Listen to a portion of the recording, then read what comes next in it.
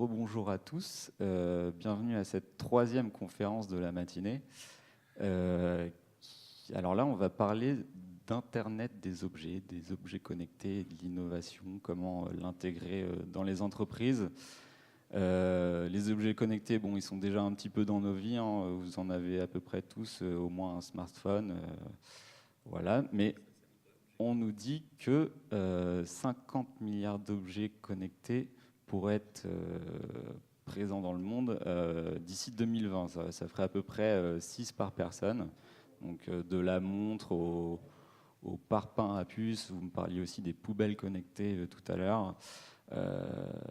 Donc voilà, c'est quand même un marché qui devrait peser 1,7 milliard de dollars en 2020. Et alors 60% seront achetés et utilisés en entreprise selon une étude de Deloitte. Déjà 30% des décideurs indiquent avoir mené un projet ou avoir en cours un projet concernant les objets connectés. Et on va essayer de savoir si nos invités en font partie. Alors, je vais les présenter. On va commencer, puisque la table n'est pas vraiment paritaire, on va commencer par Rachel Ramaille. Vous êtes chargée de mission au pôle de compétitivité solutions communicantes sécurisées. Vous pouvez peut-être nous expliquer en 2-3 mots ce que vous faites? Alors, déjà, bonjour à tous. Donc, le pôle SCS, qui est le premier écosystème numérique en région PACA, qui regroupe un peu plus de 300 adhérents aujourd'hui, donc sur tous les métiers du numérique en PACA notamment, mais pas seulement. Le rôle vraiment du pôle, c'est vraiment de fédérer tout cet écosystème et de permettre justement le développement des projets, donc des objets connectés aussi, donc au sein de cet écosystème, avec à la fois des grands groupes, des TPE-PME, des startups, des laboratoires, des universités. Donc plus précisément, moi je suis les projets de ces entreprises-là, surtout des petites entreprises, pour les accompagner dans leur développement, les mettre en relation avec les bons partenaires, qu'ils soient institutionnels, laboratoires ou grands groupes. D'accord, donc vous faites de l'information et de l'accompagnement. Exactement. Voilà, d'accord. Stéphane Soto, bonjour. Pardon. Bonjour. Je suis là. Vous êtes directeur général de Made in Soft et représentant l'association qui représente la French Tech Aix-Marseille. Aix-Marseille French Tech, oui. Ouais. Donc vous avez une vision globale de l'écosystème IT, digital, numérique en PACA. Donc vous allez pouvoir nous éclairer sur tous ces sujets. Espérons. Christian Ray, bonjour. Vous êtes patron de la pépinière Marseille Innovation.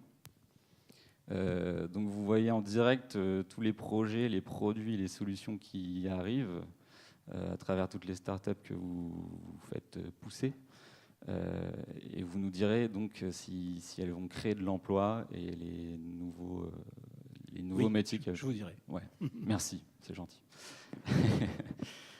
Claude Tételin, bonjour. Vous êtes directeur technique du Centre national de référence RFID. Vous pouvez peut-être nous expliquer en quoi ça consiste? Oui, alors RFID, effectivement, identification radiofréquence. Donc, nous sommes une association créée par le ministère de l'Industrie pour la promotion des technologies d'identification radiofréquence qu'on compare assez souvent aux technologies de code à barre ou QR code, qui sont des codes visuels. L'intérêt de ces technologies, c'est de permettre à des objets, aussi simples soient-ils, d'être identifiés et de pouvoir, à partir de cet identifiant, être référencés dans le web ou dans l'Internet des objets. Donc notre rôle est vraiment de promouvoir cette technologie quand elle a un sens, quand elle apporte quelque chose effectivement à l'industrie. On est plus sur des projets d'objets connectés professionnels que sur des objets connectés grand public. D'accord. Enfin, le deuxième Stéphane de cette table ronde, c'est pour ça que je me suis trompé. Stéphane Mouy, bonjour. Bonjour. Vous êtes directeur marketing et identité à Gemalto, c'est ça? Gemalto. Alors ça, c'est mon ancien titre, mais c'est pas grave. D'accord. C'est directeur de la stratégie des applications mobiles. Autant pour moi. C'est pas grave.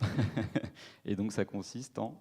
Gemalto est une société française qui fournit des éléments de sécurité pour gérer l'authentification des utilisateurs et des citoyens à différents types de réseaux, que ce soit un réseau bancaire avec vos cartes bancaires, un réseau d'opérateurs télécoms avec votre carte SIM, ou des réseaux de transport public, ou maintenant des nouvelles applications dans le web pour tout ce qui est remplacer le login password avec différents types de technologies, et aussi la protection des données personnelles à travers une technologie qui s'appelle l'encryption.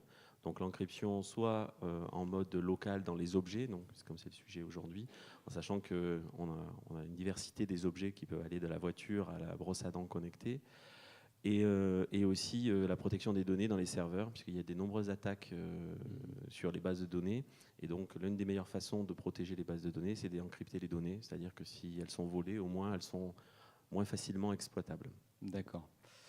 Alors, première question... un peu à vous tous, répond qui veut. Très généraliste, moi je ne pouvais pas penser à cette conférence sans penser au mythe de la 4e révolution industrielle qui détruirait des millions de métiers. Je voulais savoir ce que vous en pensiez. Est-ce que l'Internet des objets va créer plus de métiers qu'elle va en supprimer, ou au moins va amener d'autres tâches à des métiers existants? Vaste question. Je vous l'accorde. Je peux peut-être donner un exemple en Oui. introduction. Je voudrais prendre l'exemple du recommandé accusé de réception au niveau électronique, qui est géré par exemple par la Poste. C'est quelque chose qui a été dématérialisé. C'est un petit peu comparable à la problématique que vous exposez. Mais à la fin, on a toujours le choix de pouvoir le délivrer manuellement. C'est-à-dire que c'est le facteur qui vous remet avec une petite tablette votre courrier électronique. Et il y a eu la dématérialisation de la signature électronique. Alors il faut le dire, c'est aussi un choix politique, puisque c'est un choix de politique d'emploi et une politique sociale. Et du coup, ça a permis aux facteurs de développer d'autres types de services, notamment maintenant auprès de la Poste, votre facteur pour vous créer votre identité numérique certifiée par la Poste. Et donc, le fait d'avoir fait un choix de mix numérique et physique permet de recréer de la valeur pour des emplois existants et créer de la valeur qui n'existait pas avant. D'accord. Effectivement, il va y avoir en fait une évolution des métiers davantage qu'une... il y a effectivement des métiers qui vont disparaître, d'autres qui vont arriver, mais c'est parce qu'il y a aujourd'hui effectivement une évolution des compétences qui va nécessiter bien sûr une évolution aussi des formations, et ça va impliquer toute la chaîne de production dans tous les domaines, puisque aujourd'hui l'IoT touche toutes les filières, des filières très transverses, donc à la fois l'industrie effectivement, donc avec cette 4e révolution, le domaine de la santé comme il y avait dans la conférence précédente effectivement aussi, et tout ce qui est transport et logistique et énergie. Donc on va être amené justement à avoir des personnes qui vont avoir des formations différentes, des compétences différentes, et apporter justement des gains de productivité pour la structure pour laquelle ils travaillent justement, mais du fait de leurs compétences diverses. Alors j'en profite, est-ce que vous avez des programmes de formation sur quoi vous formez? Est-ce que vous formez des geeks, ou est-ce que vous transformez des gens normaux en des geeks, ou est-ce que c'est l'inverse, des geeks en... Alors, le pôle SS n'est pas une structure de formation, oui, mais on les oriente effectivement vers des formations où on va effectivement à un moment donné former des geeks, parce qu'il y aura besoin de compétences technologiques importantes où il faut évidemment avoir ces formations-là. Mais il va y avoir aussi d'autres formations où on ne va pas former des geeks, mais où il va y avoir la nécessité que les personnes aient des compétences un peu différentes, même au niveau du management, même au niveau de la production, pour justement pouvoir intégrer l'IT, l'IoT dans les nouveaux métiers. D'accord. Christian Ray, vous souhaitiez intervenir. Vous avez posé une question, donc je pense qu'on ne sait pas vraiment répondre à votre question. Enfin, on sait qu'il va se créer des tas d'emplois, et c'est évident qu'il se crée beaucoup de petites entreprises autour de cette opportunité, et ça va créer beaucoup d'emplois, et que dans les grosses entreprises, ils ont des grosses inquiétudes, mais ils sont en train de se soigner de partout. On était sur la Poste. Par exemple, la Poste a un accélérateur interne qui fait appel à des idées externes et à son propre personnel en disant: si vous avez des idées, soumettez-nous-les. on vous donnera des sous, on va vous aider, on va réfléchir. Bon, ça s'appelle Starting Post. Nous, on est des gens de Starting Post dans les couloirs qui se disent, bon sang, nous, la Poste, on se rend compte qu'il y a 80 millions de touristes en France et on ne faisait rien de spécial avec eux, nous, la Poste. Bon, alors il y a plein de gens qui ont essayé de réfléchir avec cette idée dans la tête d'un nouveau usage. Mais si la Poste met sa force de frappe et ses 100 000 facteurs, parce qu'il y a 100 000 facteurs, c'est tout d'un coup à dire que le facteur pourrait avoir une webcam sur la tête et visiter des appartements pour les Américains qui ne sont pas encore arrivés. Vous voyez, l'IoT, c'est dans les nouveaux usages. Donc je crois que c'est globalement la problématique des usages. Et effectivement, des gens comme tous les grands groupes internationaux qui ont beaucoup d'emplois, il faut qu'ils ne ratent pas le virage. Il faut qu'ils ne fassent pas comme nos amis qui faisaient des Polaroids et puis du jour au lendemain, ils sont morts. Bon. Donc cette transition-là, les gens, ils ont compris. Ils ont compris que le monde est en train d'arriver avec ses nouveaux usages. Je vais laisser la parole au chef de French Tech. Et nous, on a les couloirs pleins de gens qui sont en train d'essayer de choper cette opportunité. Et en tout cas, c'est dans ces boîtes-là que la croissance est la plus rapide et qu'il y a le plus de ressources en embauche. C'est clair.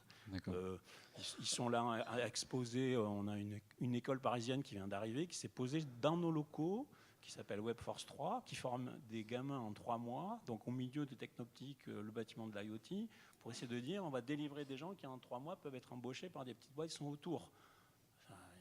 C'est déjà des modèles hallucinants, parce que ça, c'est les modèles École 42, c'est-à-dire on forme des gens très vite, très, très efficacement. Bon, ça n'empêche que faire un ingénieur, ça prend 5 ans, mais chez Webforce 3, on fait des gamins sur le numérique, enfin, c'est pas que des gamins d'ailleurs, des gens qui vont être capables de prendre une couche de plus pour être employables très vite. Bon. Mais alors, est-ce qu'il faut justement absolument savoir développer pour intégrer un métier dans les objets connectés et dans l'innovation ? Je dirais que comme on l'a dit, non, pas forcément. Il n'y a pas que cet aspect-là de développement web ou technologique. Il y a à découvrir des nouveaux usages.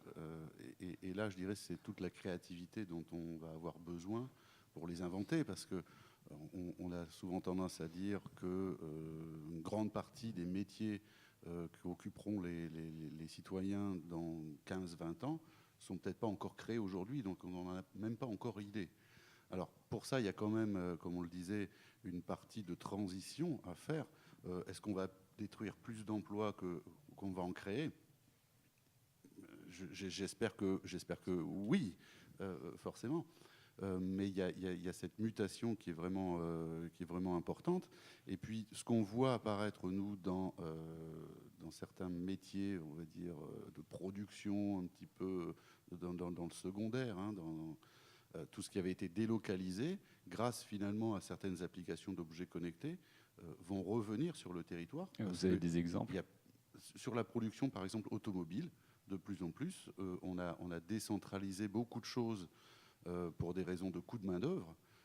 Et aujourd'hui, du fait de pouvoir faire des chaînes de production beaucoup plus optimisées, avec des niveaux d'attente entre le besoin et la fabrication qui sont très courts, fait que d'aller fabriquer en Chine n'est plus intéressant. Donc les gens se recentrent. Alors peut-être pas forcément uniquement en France, mais tout du moins en Europe. D'accord. Stéphane et Christian, finalement, ont répondu qu'il était impossible de répondre à cette question. Ils ont parfaitement raison, parce que, on le sait, la digitalisation détruit de l'emploi, mais se crée de nouveaux métiers, et on est incapable de mesurer le rendement. Par contre, on a une certitude, c'est que l'arrivée de cette 4e révolution industrielle, c'est finalement avant tout l'arrivée d'une 3e révolution numérique, celle du très haut débit, celle des objets connectés. On y est. C'est l'affaire de 2-3 ans. Nos vies vont être radicalement transformées. L'affaire de 2-3 ans pour que ça commence, hein, je voulais dire. Nos vies vont être radicalement transformées, nos usages, nos habitudes de consommation, encore une fois, et beaucoup plus profondément que jusqu'alors avec l'arrivée de l'Internet ou l'arrivée du Web 2.0. Ici, pour une fois, pour la première fois, et sans doute pour la seule fois de notre histoire, nous avons la chance d'être un territoire qui peut être le leader de cette nouvelle révolution. Parce que quand on parle de très haut débit, il faut quand même se rappeler que les plus gros tuyaux Internet, les plus gros câbles opérateurs d'Europe arrivent ici, à Marseille. Alors, en bagarre avec Londres, pour le coup. Mais en tout Londres, cas, on a beaucoup quand même. Mais on n'est pas très loin. D'accord. Et nous, on est en accélération, là où eux sont plutôt stables. Deuxièmement, on a un pôle historique microélectronique, de la recherche, et une université formidable qui sort beaucoup de chercheurs et d'ingénieurs, et même des gens aux compétences moins élevées, mais qui sont tout aussi importants dans le dispositif, qui font qu'on a tout ce qu'il faut pour être les champions sur ce domaine. Donc, je ne sais pas si ça va détruire plus d'emplois que cela va en créer. Ce dont je suis sûr, c'est que si on est bon, ici, ça va en créer beaucoup. D'accord. Mais alors, Juste pour juste compléter ce que dit Stéphane. En plus, on a un territoire très étonnant qui pourrait paradoxalement être considéré comme faible parce qu'il manque des trous dans la raquette, à savoir qu'on a des grands groupes et des toutes petites boîtes et pas de PME de croissance entre les deux. Et bien, justement, cette dichotomie-là sur ce territoire d'ex-Master French Tech peut permettre d'en faire une force. À savoir que les grands groupes aujourd'hui sont en transformation numérique, ils sont obligés d'y aller et ils le font et ils s'adossent à des machins, un open innovation qui ressemble à des choses comme nous et bien d'autres. Et entre les deux, il y a de l'accélération à faire qui est gagnant-gagnant. Et là, ce n'est pas tous les territoires qui ont ça. Et ça peut être une des forces de ce territoire. Savoir toutes les centaines de petites boîtes qui sont en train d'essayer d'agiter des choses qui s'adossent à des locomotives. Ça, voilà, on en a une à droite là. Oui, ils ont leur propre incubateur, ils sont en open innovation, ils sont en train de réfléchir. Hier soir, il y a une grosse soirée pour essayer d'initier des choses. L'État bouge sur l'open innovation. On sent bien qu'il faut mêler les univers. Et là, sur ce territoire historique, il n'y a pas une industrie. Voilà, on n'est pas à la Lorraine, la sidérurgie. On a des avantages finalement qui font qu'à un moment donné, on devient bon parce que c'est comme l'Afrique qui passe au portable de suite parce qu'elle a pas. Voilà. Ce que vous nous dites, c'est que en gros, si on veut trouver du boulot, il faut, enfin du moins en PACA, il faut viser les petites structures, les startups. Plus que les... Je ne me laisse pas la parole, mais il y avait une étude ce matin que j'ai lue, peut-être certains ont partagé, là, je ne sais plus sur quoi, c'était l'usine numérique ou je ne sais pas quoi, qui disait que les jeunes qui veulent trouver du boulot aujourd'hui, ils ne vont plus chez L'Oréal, machin, ils vont dans les startups parce que l'esprit, l'envie que ça dégage, la manière d'y travailler, d'être un YZ un peu libre, enfin, les valeurs que cherche la nouvelle génération correspondent à ce type d'entreprise. Et les grandes entreprises. D'ailleurs, il y avait un petit paragraphe dans l'article qui disait est-ce que les grands groupes ne sont pas en train de faire semblant de faire de l'innovation pour attirer ces gamins-là parce qu'ils ne veulent plus être costume-cravate, bien propre, avec la charte d'engagement assignée à l'entrée. Bon, ils veulent une certaine liberté. D'accord, moi, c'est plein de YZ d'entrepreneurs dans mes couloirs.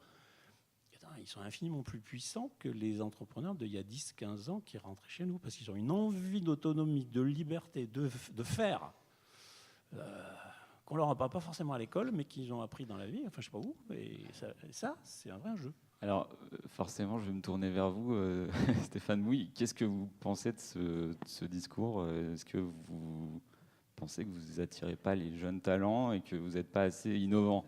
Alors, d'abord, je ne suis pas si vieux que ça.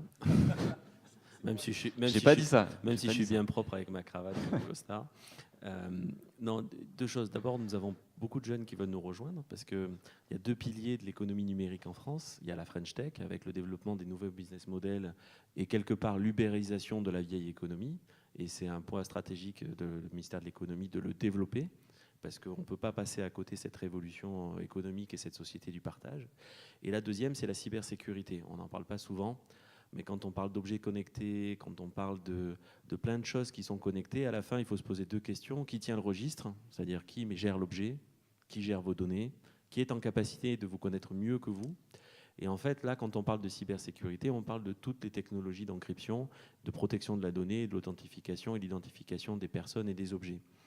Et du coup, ça donne une appétence pour beaucoup de jeunes parce qu'en fait, cette technologie de la sécurité est différente de la technologie de la safety. Par exemple, dans l'aviation, dans l'automobile, dans l'énergie, dans la ville, on parle souvent de sûreté des personnels, des bâtiments, mais peu de sécurité informatique. Sécurité dans son sens complet, dans la chaîne complète.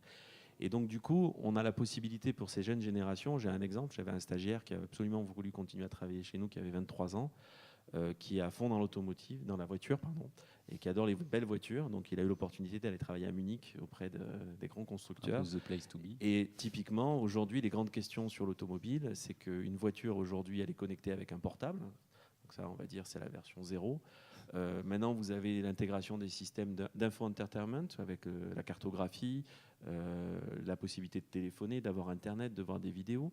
Mais vous avez aussi maintenant des programmes européens Galileo de connecter les voitures entre eux pour pouvoir faire de l'analyse et du transport routier un peu plus fluide, donc ce qu'on appelle ITS, Intelligent Transport System. Il y a la possibilité d'avoir accès au système de sécurité de la voiture, parce que vous l'oubliez, mais dans votre voiture, il y a une petite prise depuis 1986 pour brancher les tablettes quand vous allez chez le garagiste pour faire la valise. Cette prise-là, elle existe, tout le monde peut y rentrer. Et typiquement, ce qu'on est en train de voir, c'est qu'il y a des sociétés américaines d'assurance qui disent vous mettez un dongle sur cette prise-là, et puis comme ça, vous allez payer votre assurance en fonction de votre conduite. La problématique, les fabricants automobiles européens disent vous êtes bien gentil, mais cette prise, je ne la connais pas, elle est fabriquée où ? Est-ce qu'il y a des logiciels malveillants ? Parce qu'elle a accès directement à votre puce qui gère votre ABS ou votre airbag.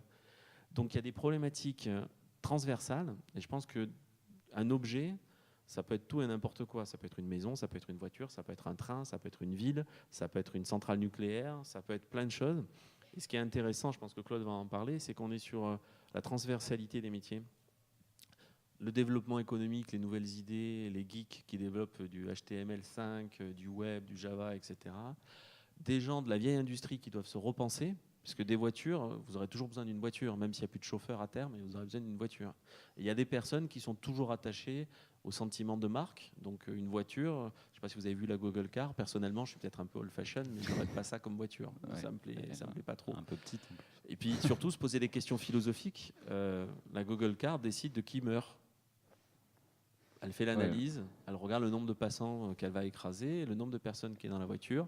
Si je suis avec ma femme et ma fille, je ferai en sorte de sauver ma femme et ma fille. C'est assez égoïste. Et donc, il y a des questions philosophiques de libre arbitre, et ces questions d'objets connectés vont poser ces questions-là. Et on est sur un disconnect du temps. C'est-à-dire que la technologie va très vite.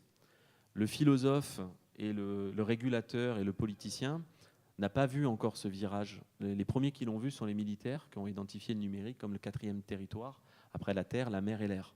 Et donc, on a 10 ans de retard dans l'intellectualisation de la problématique. Et malheureusement, ce sont souvent des gens comme nous, un peu techniques, qui voyons ça par le bout de la lorgnette. Et quand on leur parle, ils nous disent non, mais c'est de la technique, c'est trop compliqué. Vous nous parlez de sécurité, de repenser les vieux métiers. Comment on fait, comment font les personnes elles-mêmes qui ont un vieux métier entre guillemets pour se repenser? Est-ce que vous avez des programmes Chez nous, on a un programme de formation continue. La première chose, on a créé depuis très longtemps un innovateur, un garage, donc, qui est géré par Marc Gémetto chez nous. Et je vais vous donner un exemple très concret. On a eu une personne qui avait 22 ans, qui n'avait même pas fini ses études, qui a eu l'idée de sécuriser les documents numériques. Donc il a créé toute la structure chez nous dans le garage. On lui a dit c'est super, mais pour nous c'est un petit peu trop petit comme marché. Mais par contre continue, mais crée ta boîte. Donc c'est-à-dire on lui a pas dit reste chez nous, parce qu'on s'est dit que c'était un marché de niche pour démarrer. Donc on l'a laissé créer sa boîte. C'est une personne qui a monté sa boîte, qui a signé la SNCF pour la gestion de documentaires stratégiques, qui est parti aux États-Unis et à 27 ans il a vendu sa boîte 20 millions de dollars. Donc typiquement, comment on fait? Après, on a ce réseau-là aussi d'entrepreneurs qui savent qu'ils ont créé chez nous un Made in Provence. Et on forme aussi les anciens métiers. Les personnes changent de métier assez souvent. Moi, je prends mon exemple. J'ai un DUT génie électrique de formation. À 38 ans, j'ai fait un diplôme en sciences politiques parce que je me suis rendu compte que quand on veut parler à quelqu'un qui a fait l'ENA, si j'arrive avec mon APDU et ma gestion d'authentification, il me regarde en me disant merci, c'est très gentil, poliment, et puis on change de sujet. C'est quoi? Donc voilà, on est sur cette transversalité des métiers. Et justement, je pense qu'à tout âge, on le voit avec les universités du temps libre, à tout âge, on a la possibilité de se former et d'appréhender et de faire un retour d'expérience. La culture est basée sur la capitalisation du savoir transgénérationnel. L'écriture l'a permis de le capitaliser. Le numérique le démultiplie. Donc, Et est-ce que vous avez des fonctionnements? On parlait des X, Y, Z, plutôt des YZ. Est-ce qu'en interne, vous fonctionnez en mode start-up, agile, des choses comme ça, un peu en mode projet. C'est-à-dire que la première étape, déjà, c'est de créer des projets et de nommer un chef de projet qui, fonctionnellement, a le pouvoir hiérarchique sur une personne qui a un pouvoir hiérarchique supérieur. Donc ça, c'est très intéressant, parce que historiquement, dans les vieux filtres industriels, Donc les chefs de projet ont totale ils ont, liberté. ils ont un comité de direction auprès du directeur de division et ils ont la liberté d'organiser leurs équipes, même s'ils n'ont aucun lien hiérarchique. Dans quelle limite? Après, il y a la limite du respect des personnes d'abord, Oui. et puis surtout de comprendre qu'on est tous différents et qu'il faut. La diversité est un point clé chez Gemalto. Hein. On a plus de 90 nationalités, même en France. Donc ce qu'on fait aussi, c'est que on fait venir des jeunes générations à Paris ou dans le sud de la France pour appréhender la culture d'entreprise et puis aussi pour que quand ils retournent dans leur pays, il y a des liens entre les personnes et les différentes générations et les différentes nationalités. D'accord. On parlait de sécurité. Claude Tételin, est-ce que vous pensez que les métiers juridiques, etc., ont leur rôle dans ce secteur? Oui, On parlait absolument. des usages aussi. Complètement. Hein. Depuis le début, on parle de projets, de compétences diverses. Alors, on a peut-être plus insisté sur, on va dire, le côté innovant, le côté technologique. Stéphane l'a abordé. L'aspect juridique, éthique, philosophique est important.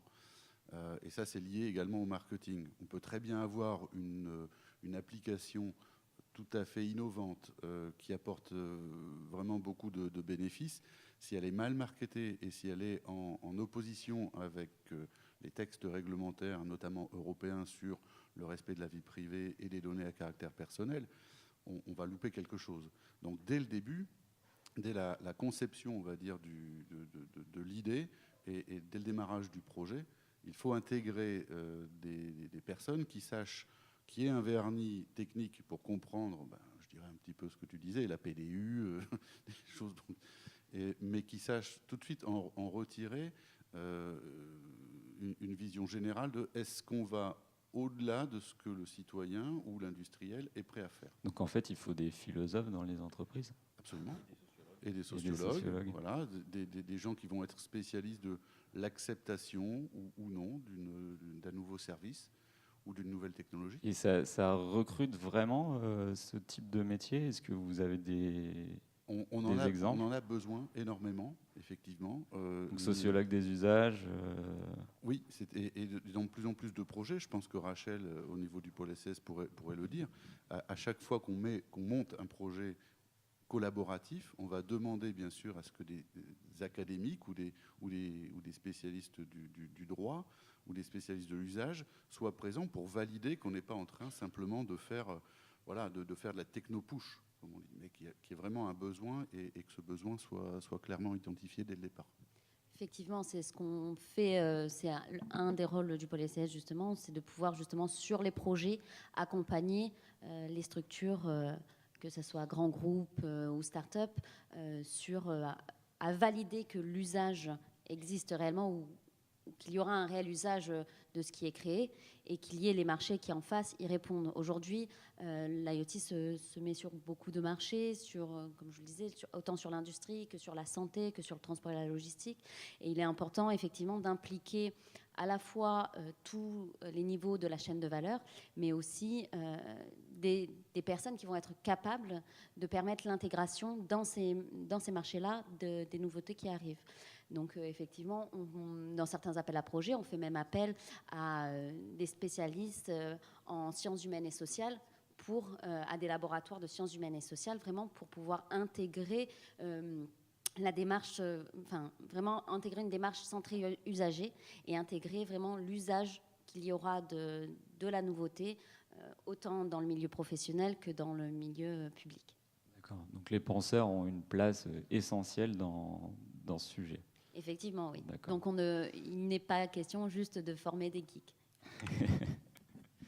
Les gens de Sigfox, je cherchais le nom, j'arrivais plus à le retrouver. On a fait une soirée avec eux il n'y a pas très longtemps. La start-up de Toulouse qui a levé 100 millions, qu'on considère comme une des fameuses licornes en France. Il n'y en a pas tant que ça, des start-up. Ils sont allés très vite. Et si vous venez chez nous dans 15 jours, il y a Orange qui vient me présenter son réseau LoRa qui va permettre à tous ces objets connectés d'aller causer avec quelqu'un, pas trop cher. Bon.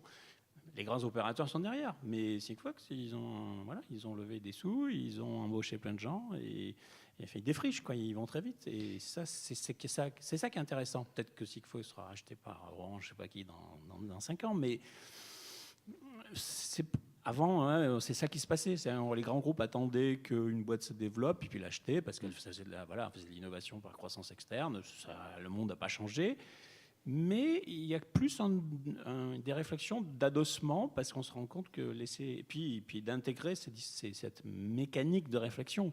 Je ne veux pas digresser plus, mais quand des gens comme EDF viennent poser des cadres chez nous pour réfléchir, ils les envoient plus sauter à l'élastique du pont pour faire de l'incentive. Ils les envoient dans des endroits où les gens savent pivoter sur leur... En gros, ils leur ébouriffent le cerveau dans des lieux où ils n'ont pas parce qu'ils n'ont pas l'habitude de penser comme ça. Parce qu'il y a des projets, et un projet, si on n'a pas un projet avec un budget sur 2 ans, mais on peut avoir un projet de 2 ans, et puis dire à 6 mois, le marché n'est plus là, c'est plus un usage, ça ne correspond plus à une réalité, c'est pas un produit, ça devient un service, il faut pivoter. Et ça, les entreprises en démarrage sont en train de pivoter tous les quarts d'heure. Donc cet esprit start-up, c'est ça qui est en train d'être insufflé, et les objets connectés, ils sont vraiment à l'intersection de ces 2 mondes, et ça, c'est tout à fait excitant.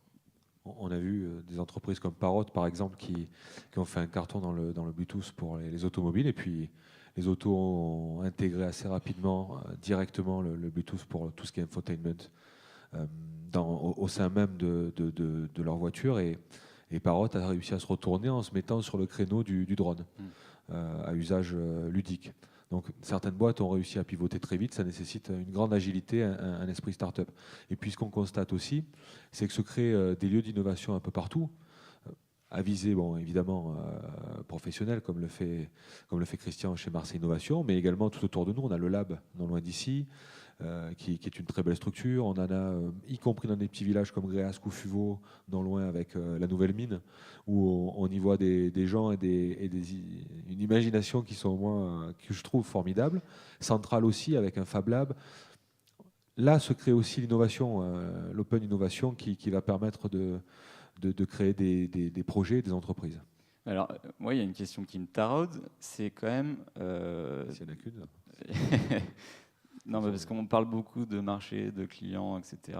Mais il y a quand même 60% des objets qui seront achetés et utilisés en entreprise. Alors, ce que je voulais savoir, c'est est-ce que vous, dans vos expériences personnelles, vous êtes amené à travailler avec des objets connectés? Est-ce qu'il y a des choses... Vous en avez un sur le bureau excepté nos ordinateurs, nos smartphones, des choses qui sont un peu plus neuves? On en a déjà dans pas mal de domaines. Dans l'automobile, toutes les voitures qui sont commercialisées depuis le 1er janvier de cette année sont nécessairement équipées de puces 4G, avec un niveau d'intérêt plus ou moins élevé selon la gamme de véhicules. Les plus haut de gamme, les véhicules premium, intègrent carrément des capteurs cinématiques, des capteurs, de choc. La voiture, ça va pas changer les tâches vraiment des métiers. Vous voyez ce que je veux dire, les missions, des choses comme ça. Est-ce que en interne... Plus simplement, il suffit d'aller voir un ConnectWave à Rousset et vous verrez des applications industrielles du quotidien pour les parkings, pour l'entrée dans les parkings, pour la gestion des déchets, avec un routage automatique sur la nature du déchet qui est jeté dans le container. Tout ça, c'est maintenant que ça arrive. Donc on en trouve. Gemalto a une unité spécialisée qui innove dans tous les sens avec des mottes, c'est-à-dire des tout petits micro-ordinateurs qui sont auto-alimentés et qui communiquent tout seuls. On en retrouve absolument partout, et c'est que le début. Vous pouvez peut-être nous en dire plus? Pour répondre à votre question, le marché de l'Internet des objets, c'est un marché hyper fragmenté et c'est un peu le nouveau Far West. Donc, et ça revient à la question au propos des emplois. On est un petit peu au démarrage de l'histoire. Et ce qui se passe, c'est que quand une entreprise ou quelqu'un décide d'avoir un objet connecté, c'est que ça répond à un besoin ou ça crée un besoin. Donc en fait, on en parlait au café, il y a un besoin réglementaire en France depuis qu'il y a Vigipirate, il faut que les poubelles aient un sac plastique transparent et qu'elles ne soient pas remplies à plus de la moitié. Donc typiquement, pour qu'elles restent à moitié, il faut un petit capteur qui vérifie la hauteur des déchets dans la poubelle et qui soit en capacité de communiquer et à pas trop cher. Donc c'est pour ça qu'il y a des nouvelles technologies type Sigfox qui démarrent fort, parce qu'ils sont en capacité de faire un réseau très très faible bande, c'est-à-dire que nous on est toujours en train de penser 2G, 3G, 4G, plus, eux ils pensent moins pour moins consommer. Donc on a cette partie-là qui est, on va dire, poussée par la partie réglementaire, sécuritaire, etc. Après on a des problèmes d'industrialisation, c'est-à-dire que quelqu'un qui fournit une machine à laver connaît pas son client. Et en fait, le nerf de la guerre de l'objet connecté, c'est connaître. Enfin, c'est à l'époque, vous avez tous une carte de fidélité Carrefour, Auchan ou Intermarché, pour en citer que 3 dans la région. Le but d'une carte de fidélité, c'est connaître vos habitudes d'achat et de connaître ses clients. Parce qu'autrement, quand vous passez à la caisse et que vous payez en cash, on vous connaît pas. Donc, ces objets connectés, quand on décide de mettre une box ou une télé connectée, bah, automatiquement, vous avez un OS Android dans votre télé connectée. Bah, les gens qui font l'OS Android, il y a une petite fonction qui s'appelle collecte des utilisations, etc. Donc ça remonte chez Google et bah, ils vous connaissent bien quand vous êtes dans la télé. Toujours les mêmes. Bah, en fait, le nerf de la guerre, c'est la gestion de la donnée. Oui. Pour créer l'identité, pour comprendre les besoins, c'est du marketing. Et si on va un peu plus loin, Lévi-Strauss, qu'est-ce qu'il faisait? Il allait en Afrique, il allait voir les sociétés primitives et dire « Ah tiens, c'est de l'anthropologie ». Et donc, en fait, l'Internet des objets, c'est la continuité de l'anthropologie. Et derrière, il y a des questions, et je suis désolé d'y revenir, c'est que derrière chaque fabricant, chaque secteur qui s'est structuré veut connaître son client. Et donc, comme aujourd'hui, les gens qui connaissent le mieux les clients, c'est les gens du web. Et pourquoi le web? Parce que c'est né en Californie. On oublie de le dire, mais le web, c'est quoi? C'est des DNS racines, c'est une structure juridique gérée par l'ICANN, qui est une association de loi américaine et qui est sous la responsabilité du Department of Commerce américain. Donc les gens qui ont créé la technologie, ils sont aux États-Unis et donc c'est les grands. C'est normal, hein, c'est comme nous, le silicium en Provence, on a créé une filière depuis le CEA, ST Microélectronique, GEM+, Gemalto, Keolabs. On a la 7e, 8e, 9e, 10e génération de société qui est née sur un tas de sable. Bah, là-bas, en Californie, ils sont en train d'évoluer, etc., etc. Donc le nerf de la guerre de l'objet connecté, c'est la gestion de la donnée. Et d'où le point de Claude, de dire en Europe, on a eu de chance, c'est qu'on a du silicium, on a des développeurs de logiciels, on a de la compétence sociologique, on a de la compétence cryptographique, on a de la compétence sécuritaire. On prend tout ça et on fait une philosophie de l'objet connecté à l'européenne en développant des startups et en garantissant que ces données, quelque part, elles respectent la Déclaration universelle des droits de l'homme. Voilà. Et donc, c'est le Far West. Et je pense qu'on a énormément de travail devant nous pour les 15 prochaines années, ce qui est bien pour nous et puis pour les personnes qui cherchent du boulot. Mais il faut se transversaliser, c'est-à-dire qu'il faut regarder la problématique systémique et comprendre complexité. complexité. Et essayer de se prendre la problématique de l'Internet des objets sur une partie systémique, en sachant que c'est la pieuvre, hein, puisqu'il y a 150, 200 réseaux en France, j'en sais pas. C'est une grosse problématique. Donc c'est une grosse remise en question, l'Internet des objets. Vaste programme. On a encore quelques minutes, toutes petites minutes pour quelques questions dans le public. Si quelqu'un avait saisir l'opportunité de poser une question en matière d'emploi, de recherche de postes, question. Toujours pas, public timide aujourd'hui. Ah.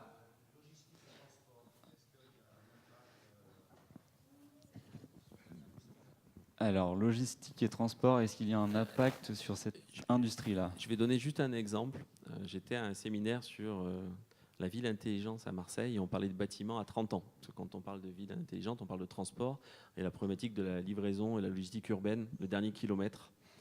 Et donc, sur Marseille, il y a des plans pour définir où les camions vont pouvoir se garer dans les nouveaux quartiers, etc. Et j'ai posé la question, vous avez prévu les aérodromes à drone? Parce qu'aujourd'hui, il y a des gens comme Amazon ou même des gens sur la région de Toulon qui réfléchissent à livrer le dernier kilomètre avec des drones. Et donc, oui, cette nouvelle économie, cette connexion, ces Internet des objets et ces nouveaux moyens auront un impact sur la logistique et sur le transport. Par contre, encore une fois, il y a des niveaux d'industrie qui ont un niveau de maturité plus fort, c'est-à-dire l'énergie ou l'automotive. Dans le transport, on est encore loin de déclencher des actions sur ces sujets-là. je vais essayer de compléter la réponse en parlant effectivement d'entreprises qui à la fois vont se positionner sur tout ce qui est la partie donc gestion, donc toute la partie logistique. On a une boîte notamment à Marseille qui est Traxens qui justement permet via des objets connectés de pouvoir suivre en temps réel où se trouve un colis, un conteneur. On a d'autres entreprises aussi qui travaillent effectivement pour pouvoir gérer, puisque la gestion est un métier aussi qui va être impacté par l'Internet des objets.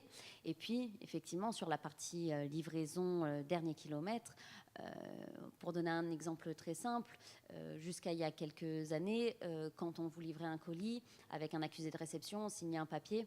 Aujourd'hui, la plupart des livreurs ont une petite tablette, alors qui n'est pas très évoluée pour la plupart aujourd'hui, mais qui est amenée à avancer. Voilà.